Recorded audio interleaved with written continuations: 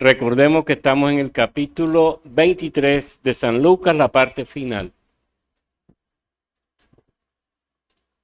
Había un varón llamado José de Arimatea, ciudad de Judea, el cual era miembro del concilio, varón bueno y justo.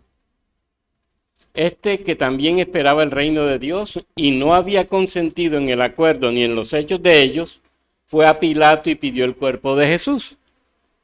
Y quitándolo lo envolvió en una sábana y lo puso en un sepulcro abierto en una peña, en el cual aún no se había puesto a nadie. Era día de la preparación y estaba para comenzar el día de reposo. Y las mujeres que habían venido con él desde Galilea, siguieron también y vieron el sepulcro y cómo fue puesto su cuerpo. Y vueltas prepararon especias aromáticas y ungüentos y descansaron el día de reposo, conforme al mandamiento. Amén. Estamos en el día de la parasebe, diría la Escritura, en el día de la preparación de la Pascua. ¿Y qué va a suceder aquí? Fíjense cómo el Evangelio de Lucas nos está presentando una realidad bien interesante. El Señor Jesús va a ser enterrado, va a ser sepultado. ¿Y quién lo va a hacer?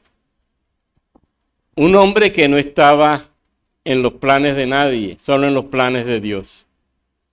La Biblia lo llama José de Arimatea. Si usted revisa el término o el apellido que le ponen a José aquí, de Arimatea, se va a dar cuenta que Arimatea no es sino una ciudad de donde era él. Están diciendo José que era de Arimatea, quedaba en Judea. Hoy en día, dicen los expertos, se conoce como Rentis. Antes se llamaba Ramataim o Ramá. Usted lo encuentra ese término en el primer libro de Samuel, por ejemplo. Era el lugar de origen de Elcana, el papá de Samuel y de Samuel mismo, por cierto. Eso lo encuentra en Samuel 1.1, primero de Samuel 1.1 y primero de Samuel 1.19.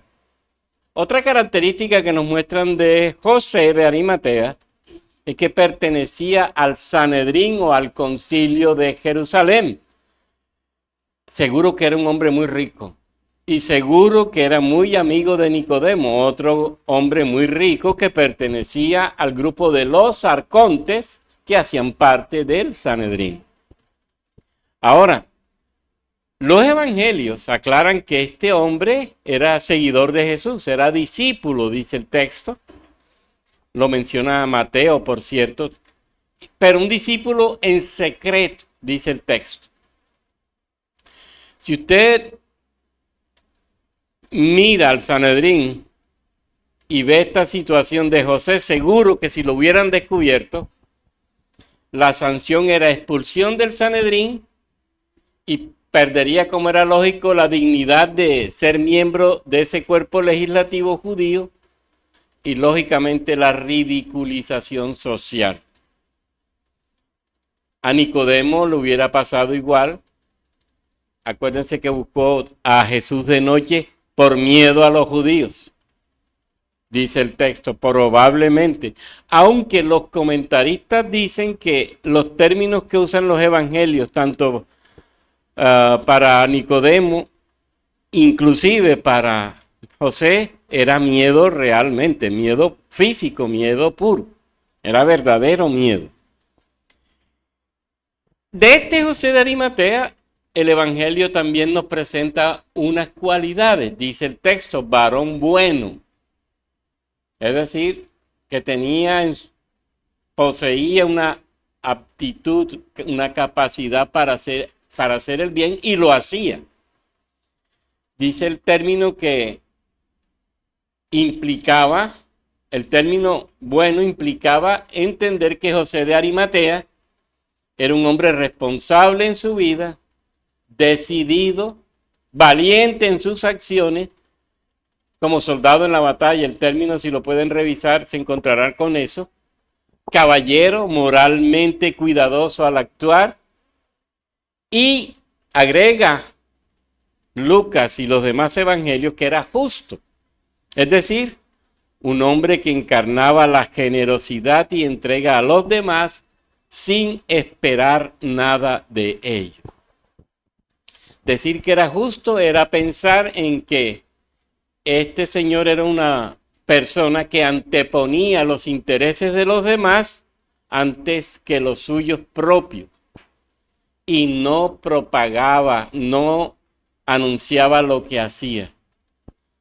El término nos lleva a pensar en una persona que realiza actos de generosidad que no merecen alabanza. Esa es la idea del término. Lo que hace, lo que muestra es amor y entrega. Lo hace porque ama y porque realmente cree que esa es su misión de hacer el bien a los demás. Inclusive si usted revisa los textos judíos, por ejemplo, Primero de Reyes 6:5 nos habla de las cámaras del templo. Y si usted revisa la tradición judía, se nos cuenta que esas cámaras eran también utilizadas por las personas para hacer algún tipo de bien sin que nadie supiera quién fue el que hizo el bien. Miren lo que implica en este caso ser justo. La persona entraba con otra a la que le iba a hacer bien, la oscuridad y la situación de la cámara que no llevaba a identificar al otro, precisamente se utilizaban para que eso se mantuviera. Te hago el bien y no me interesa que sepas que soy yo el que te está haciendo bien. Por eso la definición de justo. Te hago el bien sin buscar alabanzas. Te hago el bien sin buscar reconocimiento. Te hago el bien sin que me aplaudas. Eso es que tu mano izquierda no sepa lo que hace tu derecha. Esa es la idea. Marcos agrega que era noble. Miren las cualidades de este hombre.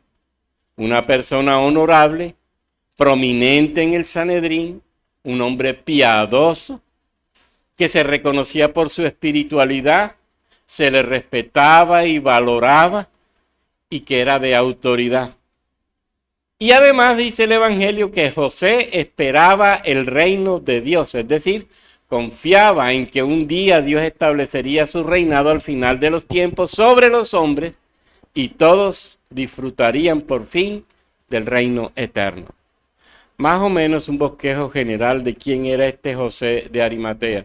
Y fíjense lo que podemos ya concluir de él: un hombre íntegro, un hombre de fe, un hombre servicial, un hombre que no buscaba alabanza, un hombre rico que hacía servicio sin que nadie se enterara que era él. Esa es la idea del José que tenemos aquí. También aclara el texto que él y Nicodemo no estuvieron de acuerdo con lo que pasó con Jesús, ni con las decisiones del Sanedrín sobre Jesús. Esas decisiones que llevan a la muerte a Jesús, no votaron a favor de eso. El Evangelio de Marcos nos dice que el concilio entero condenó a Jesús en el capítulo 14. Pero si estos dos no votaron, lo que escribió Marcos fue la exageración del Sanedrín. Sin duda alguna, ni José de Arimatea ni Nicodemo estuvieron de acuerdo con eso. Ahora, ¿qué sigue aclarando Lucas? Que este señor José de Arimatea fue a Pilato y pidió el cuerpo de Jesús. Y dice el texto, quitándolo, lo envolvió en una sábana, lo puso en un sepulcro abierto en una peña en el cual no se había puesto a nadie. Es interesante ver que ni José de Arimatea ni Nicodemo pudieron hacer nada por evitar la muerte de Jesús ante Pilato.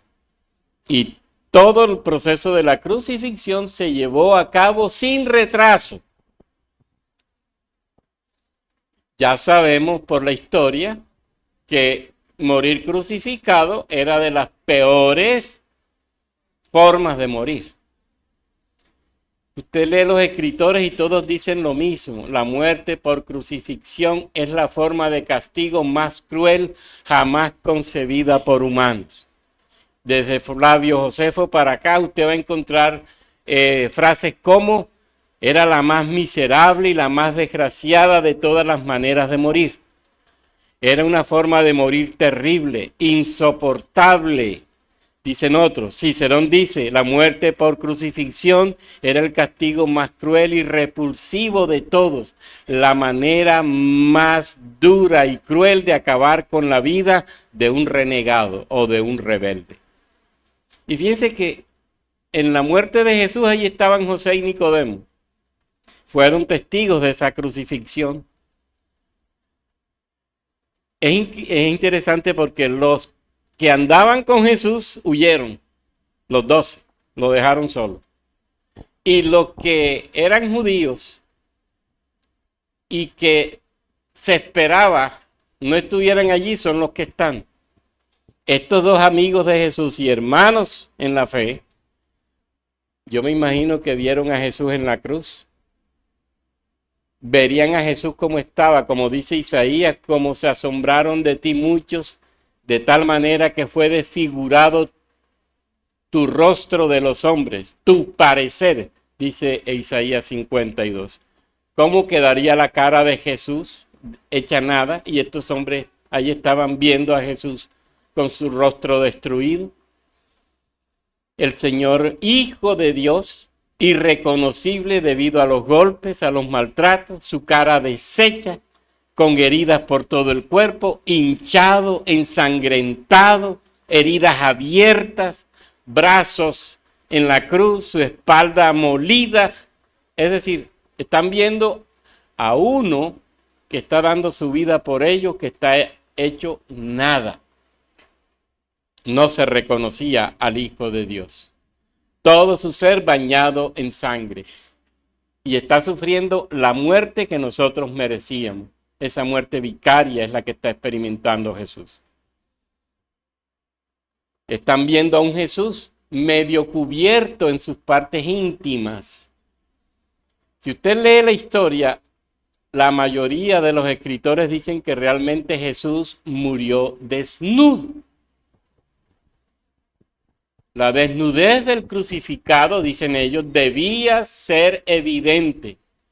Es la desnudez que produce el pecado que llevó él en su cuerpo y que experimentaron Adán y Eva. Adán y Eva sintieron la vergüenza de la desnudez y salieron corriendo a vestirse. Esta desnudez, producto del pecado, debió experimentarla Jesús, aunque ese pecado no era de él.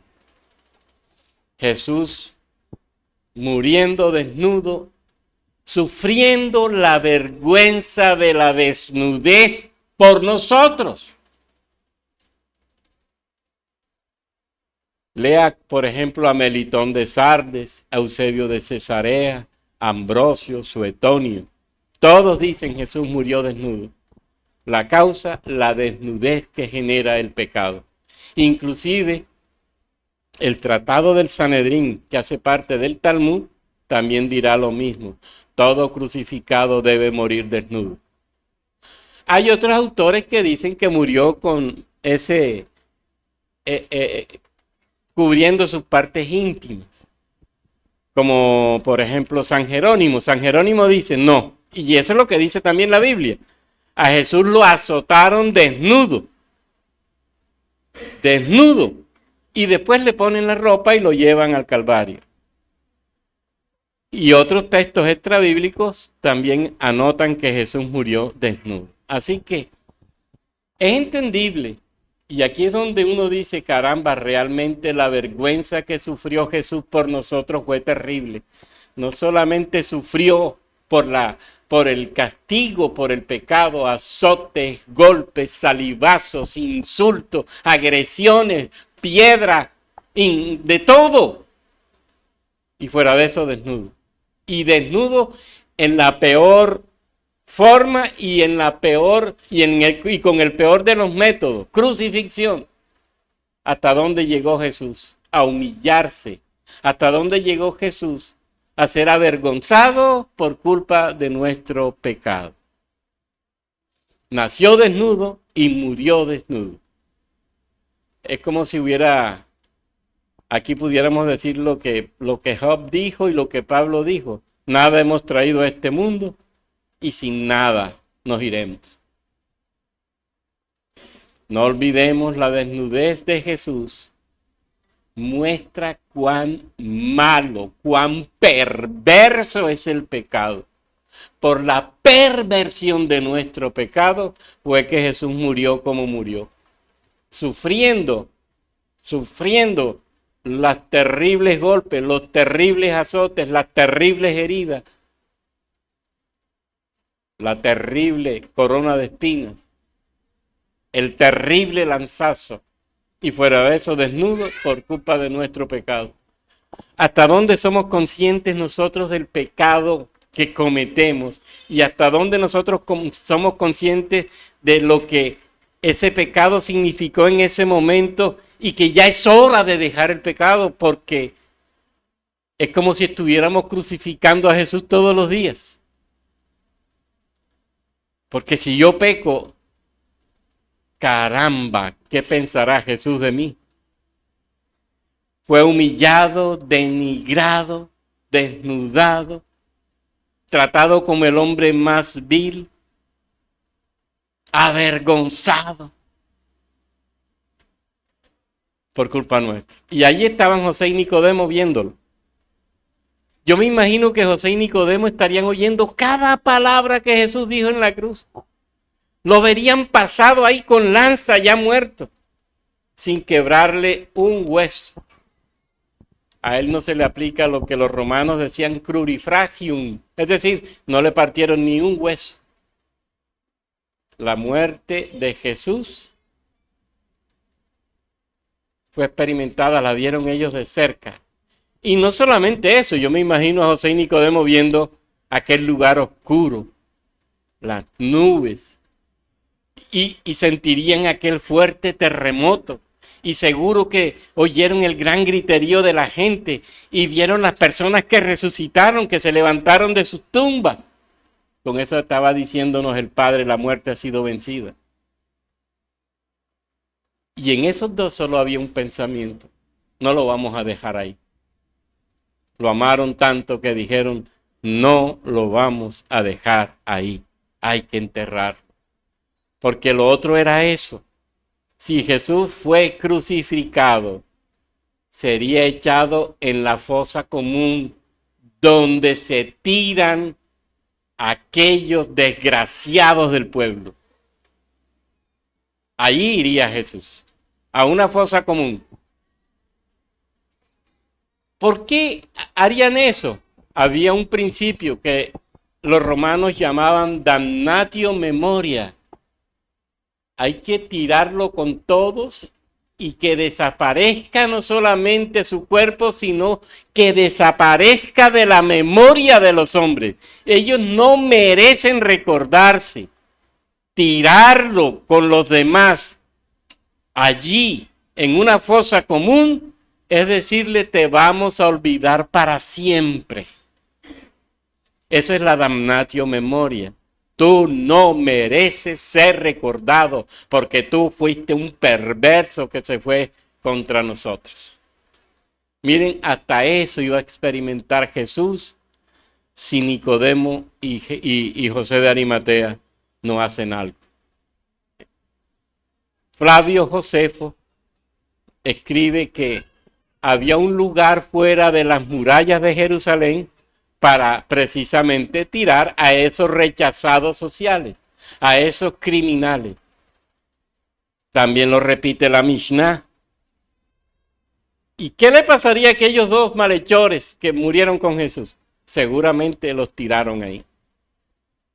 Y seguramente los considerarían como desecho de la sociedad y seguramente también sufrirían la terrible pena del olvido para siempre. Ahora, tenían que enterrarlos enseguida. Maldito es todo aquel que muere crucificado en un madero, y esos no pueden manchar la tierra. Por eso, corramos a enterrar. Si hubiera muerto por alguna enfermedad o por otra causa, estaba permitido en el día de reposo que se sepultara con todas las de la ley, con toda aquella pompa y con toda la misericordia que debe tenerse por un muerto. Ellos tenían por principio la sepultura de alguien tiene prioridad sobre el descanso. Y por eso era permitido el sepelio en un día de reposo. Pero es que aquí han muerto unos que han sido considerados malditos. Y esos tienen que tirarlos en la fosa común. Así que si hay que salvar a Jesús para que sea libre de esa tumba común, tiene que ser un sepelio muy rápido. Muy rápido. Y en ese sentido no fue tan honrosa la sepultura de Jesús. Fíjense, a ellos les llega la confirmación de la noticia de que ya Jesús está muerto. Y miren lo que va a hacer José. Acude con su autoridad a pedir el cuerpo a Pilato. Yo tengo que aclarar lo siguiente. Bueno, para reclamar un cuerpo, solamente el Sanedrín podía hacerlo. Pero es que José era del Sanedrín. Y entonces José dice, voy a reclamar el cuerpo. Y lo hace. Deja todo y se enfrenta a Pilato. Aquí es donde se ve, como dice Marcos, la osadía, la valentía de José. Y de cómo él usa su autoridad para cumplir con ese propósito.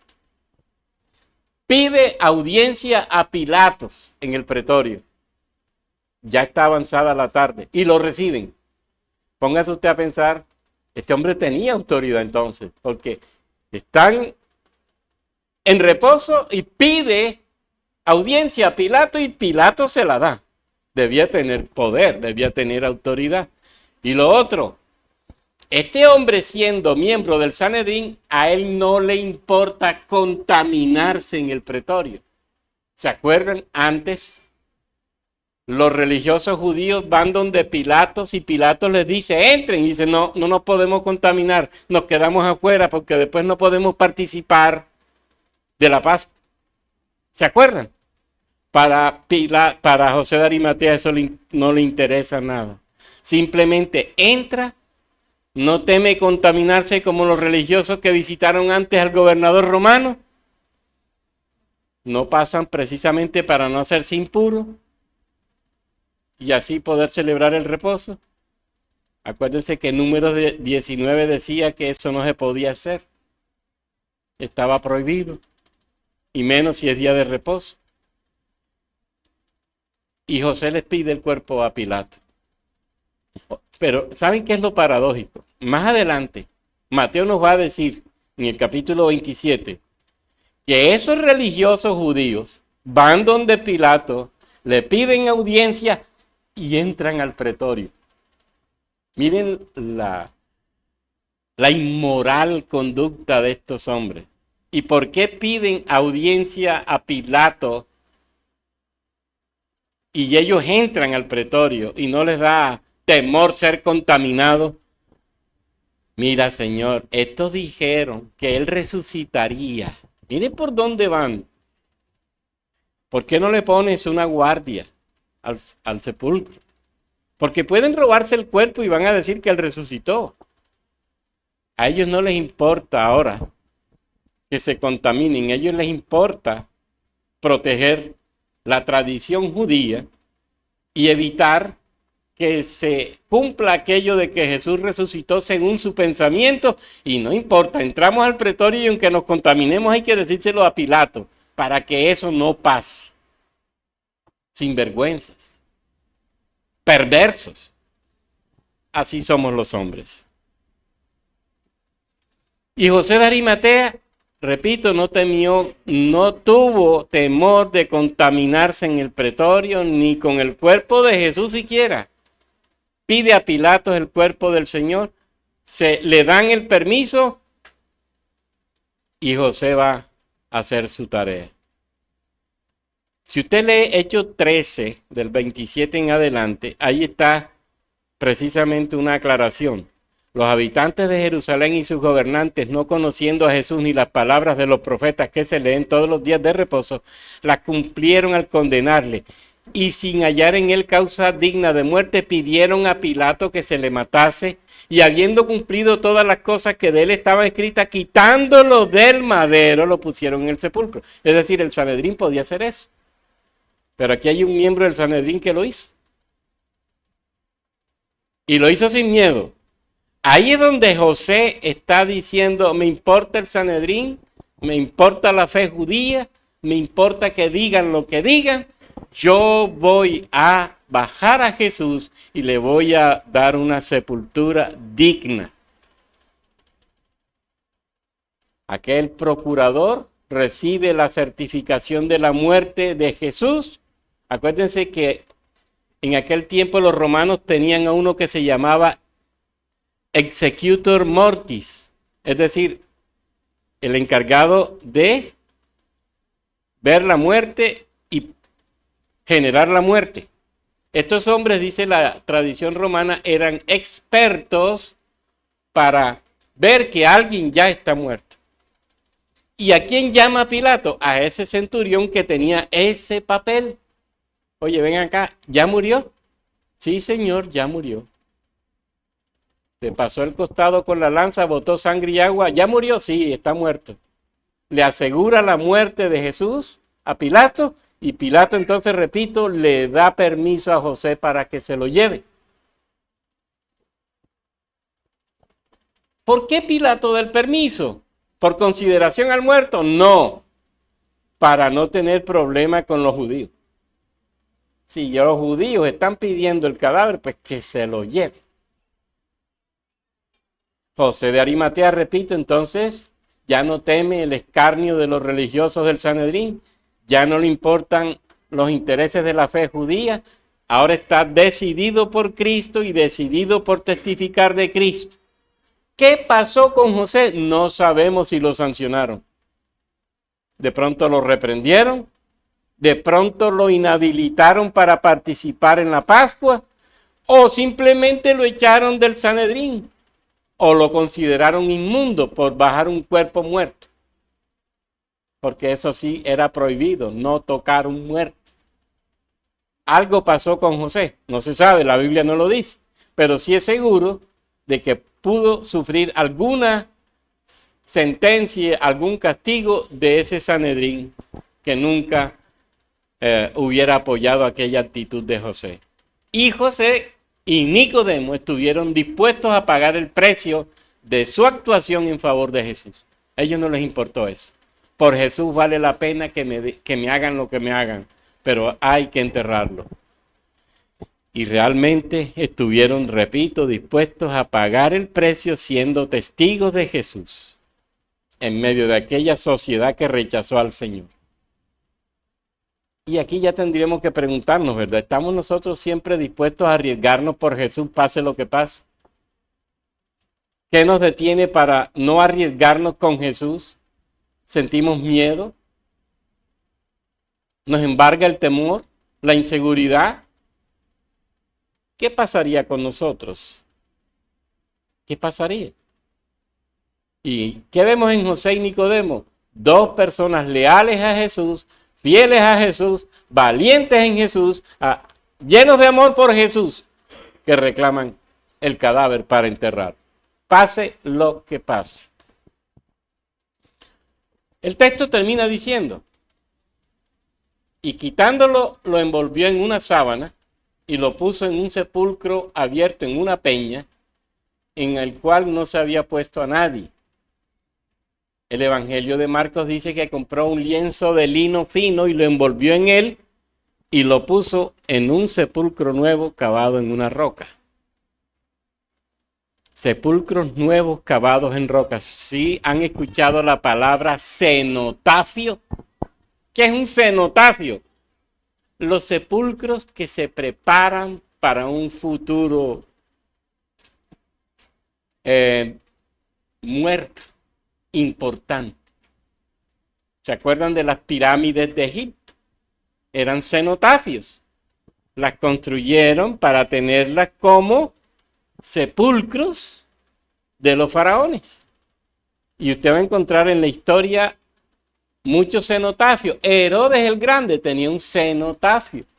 Usted lee la historia y él preparó su sepulcro con todo el ornamento y con toda la gloria para cuando él muriera. Bueno, ya José tenía el suyo hecho y bien hecho, porque dice el texto que estaba hecho en la roca.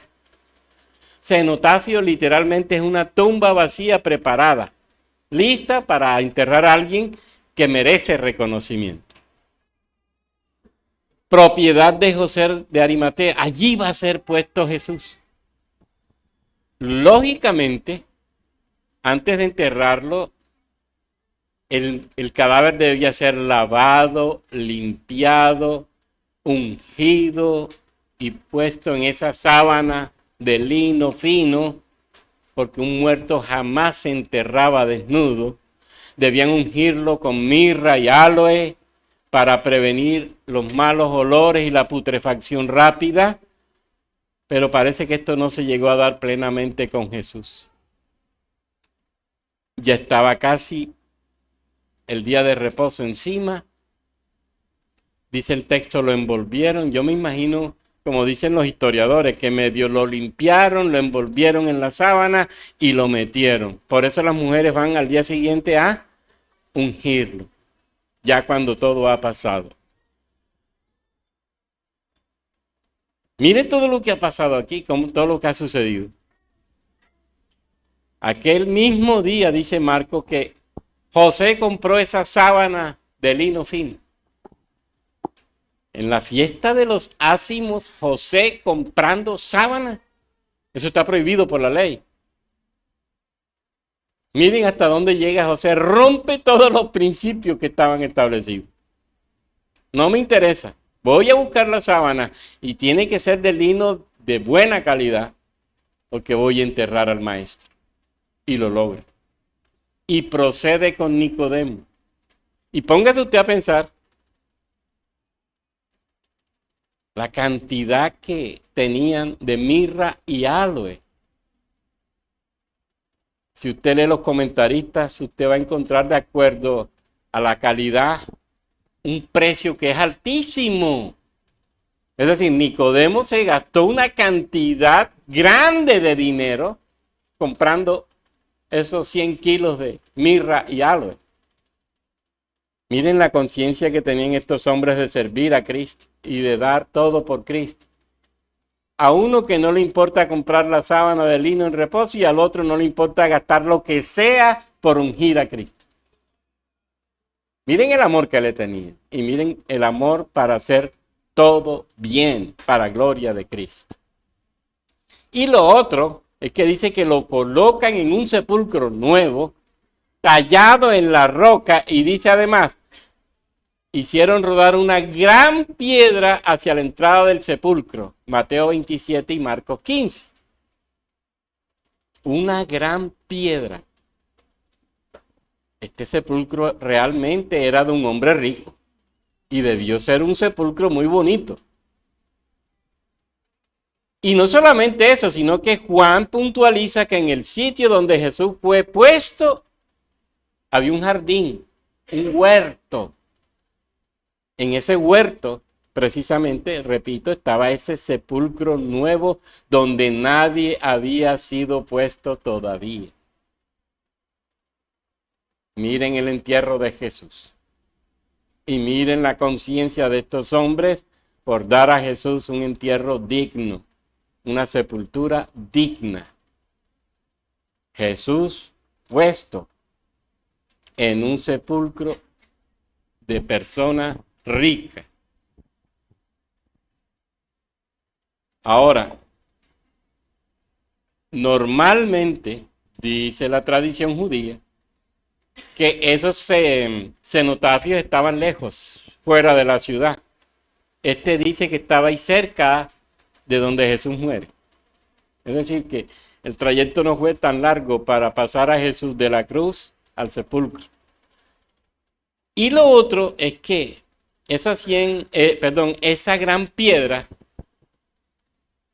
dicen los comentaristas, no era cualquier persona el que tenía esa gran piedra tapando su sepulcro. Y si uno lee la tradición judía, dice precisamente que eran los más ricos los que usaban las piedras más grandes para tapar su sepulcro. Lo que confirma de que realmente José de Arimatea era una persona muy rica y lo dio todo por Jesús. Así como Nicodemo compró esas 100 libras de mirra y áloe, que eran, como dije, sumamente costosas. Hicieron todo lo necesario por enterrar al rey. Lastimosamente no pudieron hacerlo todo como merecía, pero el corazón de ellos estaba puesto en eso. Es el rey y hay que enterrarlo como rey. Y amaron enterrarlo como rey. Actuaron movidos por la fe. Acuérdense que se cumple Isaías 53 y se dispuso con los impíos su sepultura, mas con los ricos fue su muerte. Ellos cumplieron con la profecía. Hermoso, ¿verdad? Miren cómo la fe hace que las personas se muevan para glorificar a Jesús, no para lo contrario. El que es verdadero cristiano hace todo lo necesario por glorificar a Cristo. Hace todo lo necesario por Cristo para que Cristo sea exaltado y reciba todos los honores que se merece por ser el Señor y Salvador y Redentor y Mesías y profeta y sacerdote y Rey. Eso es lo que un verdadero cristiano hace. ¿La conciencia cuál es? Servir y glorificar a Cristo Jesús. Porque vale la pena servir y glorificar a Cristo Jesús. Lo hacemos para su gloria, lo hacemos para su honra, lo hacemos en acción de gracias por todo lo que ha hecho por nosotros. El que ha conocido a Cristo no busca otra cosa sino exaltar a Cristo. Y nada más. Cualquier cosa fuera de esto es impiedad. Cualquier cosa fuera de esto es impiedad. Quiere decir que el corazón no está apuntando a Cristo, sino a Él mismo. A satisfacerse Él mismo. Nicodemo y José de Arimatea tenían un corazón puesto en la gloria de Cristo, puesto en la exaltación de Cristo, puesto en la honra de Cristo, puesto en la no sé qué término otro utilizar, para gloria de Cristo. ¿Cómo termina esto? Dice Lucas, era día de la preparación y estaba para comenzar el día de reposo. Las mujeres que habían venido con él desde Galilea siguieron también y vieron el sepulcro y cómo fue puesto su cuerpo. ¿Esto por qué es importante? Porque posteriormente salieron doctrinas a decir que las mujeres habían ido a un sepulcro equivocado y que por eso no encontraron a Jesús. Y miren lo que nos está diciendo el Evangelio. Y estaba para comenzar el día de reposo y las mujeres que habían venido con él desde Galilea siguieron también. Bueno, ¿a quién siguieron? A Nicodemo y a José de Arimatea. Y vieron el sepulcro. ¿Y cómo fue puesto su cuerpo ahí? Es decir, ellas se enteraron del lugar donde quedaba el sepulcro, del lugar donde pusieron a Jesucristo ya muerto. La tenían muy clara. Y dice, y vueltas prepararon especias aromáticas y ungüentos y descansaron el día de reposo conforme al mandamiento. Querían la visita para ungir el cuerpo, pero para confirmar la muerte del crucificado. Había una tradición judía también que decía que para certificar la muerte de un crucificado había que visitar la tumba al tercer día. Y es interesante que estas mujeres también van con una intención, ungirlo, y lógicamente se puede pensar que de paso confirmaban la muerte de Jesús. Allí están María Magdalena, María madre de José y otras sin nombrar, dice algunas mujeres. Y todas estas mujeres habían estado antes en la cruz cuando José llegó para reclamar el cuerpo de Jesús. Y todas estas mujeres siguen a José y a Nicodemo para ver dónde ponen a Jesús. Fíjense que el texto no dice que ellas conocían a José y a Nicodemo. No dice que ayudaron a José y a Nicodemo. Pero sí se dieron cuenta dónde estos dos pusieron el cuerpo de Jesús y lo siguieron y miraron dónde lo pusieron. Ellas sabían exactamente dónde estaba el cuerpo. Y miren que también querían glorificar a Cristo de una manera hermosa, ungirlo. Un acto de amor, de misericordia con el muerto. Un acto de compasión con el muerto. Amaban a Jesús. Nosotros tendríamos que preguntarnos lo mismo. ¿Qué tanto amamos a Jesús? ¿Y qué es lo que yo hago para mostrarle que realmente amo a Jesús? ¿O todo lo que yo muestro va contrario al amor que le tengo a Jesús? Porque ese es el problema. José y Nicodemo creyeron en Jesús, amaron a Jesús y se esforzaron por hacer todo para que Jesús tuviera un entierro digno, por amor a Jesús. Y estas mujeres también. Es que el amor de Jesús nos mueve y nos mueve a glorificarle, nos mueve a bendecirle, nos mueve a exaltarle, nos mueve a honrarle, nos mueve a servirle, no a lo contrario, no al pecado, no a la perversión, no a la maldad, no a la mentira, no al odio, no al resentimiento, no a nada de eso. Tenemos que pensar en nosotros. ¿Y cómo está nuestro corazón frente a Jesús? ¿Qué es lo que estoy haciendo por glorificar su nombre? Y soy tan valiente para decir lo que tenga que decir, aunque me cueste la cárcel, y con ello estoy mostrando el amor que tengo a Jesús. ¿Se acuerdan de los apóstoles en Hechos? Los golpearon y los pusieron presos y no les prohibimos hablar de Jesús. No, Señor. Primero presos antes que callar a Jesús. Primero presos antes que fallarle a Jesús. ¿Cómo está nuestro corazón frente a eso? Y hermoso es que las mujeres van. Yo me imagino la sorpresa ese primer día de la semana cuando ven la tumba y está vacía. Qué sorpresa, ¿verdad? Qué sorpresa. Un hombre que muere voluntariamente por culpa nuestra y por salvarnos a nosotros. Una muerte que es por puro amor para salvación. Fíjense que Hebreos dice, por el gozo puesto delante de él, sufrió la cruz. ¿Cómo vio Jesús la cruz? Como nada. La cruz lo alegró por los resultados que implicaba la cruz. Jesús dijo, me importa pasar por la cruz y con ello voy a salvar a la humanidad, a los creyentes. Me importa la cruz si con la cruz voy a glorificar al Padre. Me importa la cruz si con la cruz cumplo con la voluntad del Padre. Por el gozo puesto delante de él, sufrió la cruz.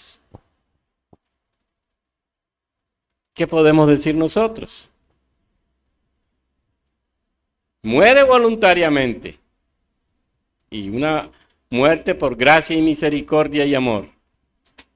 Una muerte que era necesaria para nuestra salvación, pero una muerte que era por voluntad de Dios. Y estaba profetizada en las Escrituras. Y una muerte que se constituye en evento central de nuestra salvación. Qué alegría que Jesús haya hecho eso por nosotros. Y qué alegría poder actuar como José y como Nicodemo con valentía, pero testificando de Él, alabándolo a Él, mostrándolo a Él, glorificándolo a Él, amándolo a Él.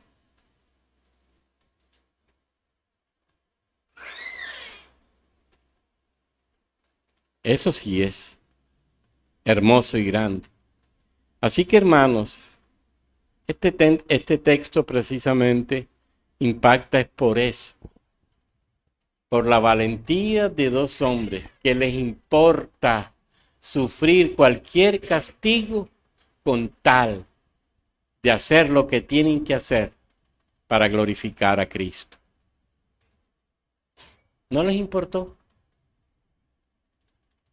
No les importó. Y eran miembros del Sanedrín ambos. Ambos. ¿Qué de nosotros? ¿Qué nos da miedo todavía? Que nos impide glorificar a Cristo como debiéramos. ¿Qué hay en nosotros todavía que no nos deja exaltar a Cristo en nuestra vida como Él se merece? ¿Qué hay? ¿Qué te lo impide? ¿Qué me lo impide?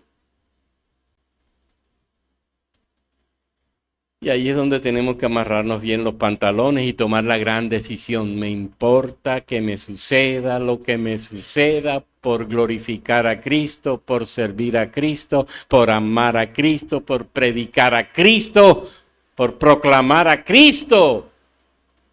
No importa. Y que eso nos sirve, hermanos, para que así seamos la iglesia que el Señor espera que seamos. Al final Él dijo, consumado es. Tetelestai. Terminé todo lo que el Padre me propuso. Le cumplí al Padre. Y Pablo dijo, he acabado la carrera, he guardado la fe, ahora me espera la corona de la vida. ¿Y nosotros? ¿Por dónde vamos nosotros?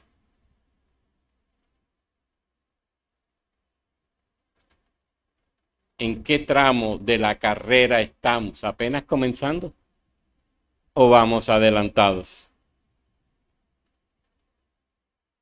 Mire que al final, si yo tengo los ojos puestos en Jesús, el autor y consumador de la fe, como dice Hebreo, puedo terminar la carrera. Y Hebreos es claro en eso. Puedo terminar la carrera. No la terminarás nunca cuando tus ojos estén puestos en donde no deben estar puestos. Y ahí sí, tendré que decirte, lo siento, pero estás corriendo mal la carrera de la fe y estás poniendo los ojos donde no debiste ponerlos. Y entonces el peso y el pecado de la que habla ese mismo pasaje van a ser el gran estorbo que te llevarán a ti a correr muy mal y es probable que termines mal.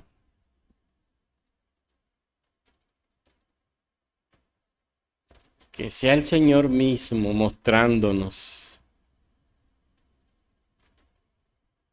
cómo correr la carrera y que podamos correrla con valentía como José y Nicodemo, con coraje. Todos somos pecadores, aquí nadie puede decir lo contrario. Pero qué bueno que asumamos valientemente la carrera de la fe. y ya no andemos bajo pecado, como dice Pablo en Romanos, sino como dice Hebreos, corriendo la carrera con paciencia, puestos los ojos en Jesús, el autor y consumador de nuestra fe. A Dios el Padre, a Dios el Hijo y a Dios el Espíritu Santo, gloria y honra y alabanza por siempre. Amén.